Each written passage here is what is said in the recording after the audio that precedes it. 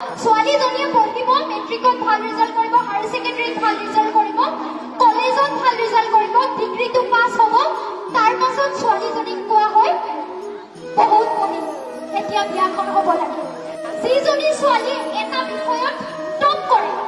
কলেজখনৰ ভিতৰতে টপ কৰে, বহুত আশা কৰোঁ বহু সময়ত সেই ছোৱালীজনীয়ে কলেজৰ পৰা ওলাই বিয়া হয় আৰু 2 বছৰৰ পাছত আমি দেখো যে কলেজৰ শেষত থকা ল'ৰাজনে, ক্লাছটোৰ ভিতৰত শেষত থকা ল'ৰাজনে ক'ৰবাত চাকৰি কৰে আৰু ছোৱালীজনী 1 বছৰ 2 বছৰ পাছত, কেতিয়াবা 2 বছৰ পাছত দুফালে দুটা কেঁচুৱা লৈ আহে, অথচ টপাৰ ছোৱালীজনী আছিল। গতিকে এই যে সমাজৰ যিটো ধাৰণা যে ছোৱালীজনী